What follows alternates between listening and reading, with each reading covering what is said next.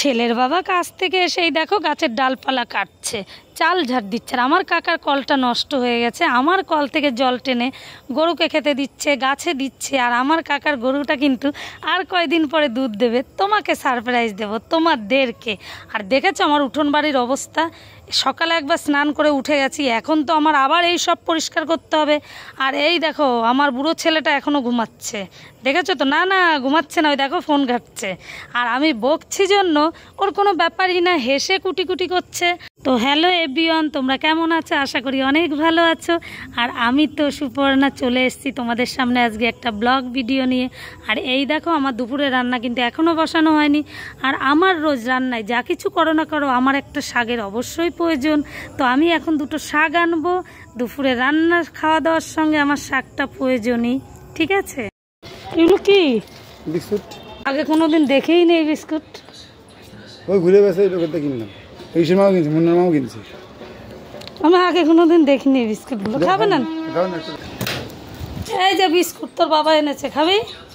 আমি জানি না, বাড়ি বাড়ি বিক্রি করছিল সেই বিস্কুট। তোমরা আমার উপর রাগ করো যাই করো, আমার কিন্তু একটুকু রাগ নেই। কেন বলো তো? ভিডিওটা অনেক দিন আগের ভিডিও, আজকে এডিট করে ছাড়ছি। আর আজকে মায়ের বিসর্জন। তো এই দেখো বিসর্জনের সমস্ত কিছু প্রস্তুতি চলছে, আর আমি তো ভিডিও করছি। তো আমাদের মায়ের মন্দিরটা এখনও কমপ্লিট হয়নি, তোমরা তো সবাই জানো।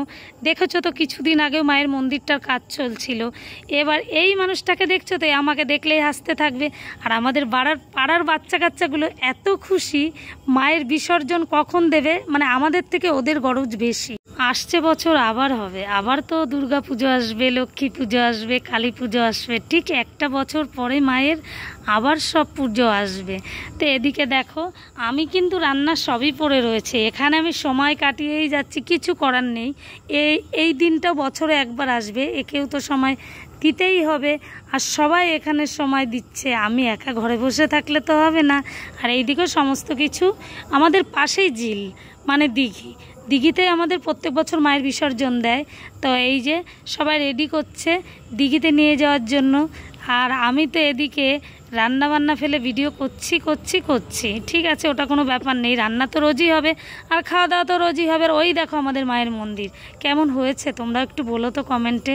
আমাদের মায়ের মন্দিরটা আমার কাছে তো ভালো লেগেছে, এবার তোমরা ভালো বললেই ভালো হবে। ঠিক আছে?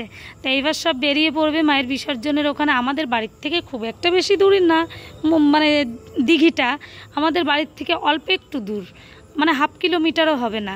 তো সবাই ভালো থেকো, সুস্থ থেকো। ভিডিওটা কেমন লাগলো কমেন্টে জানিও। টাটা।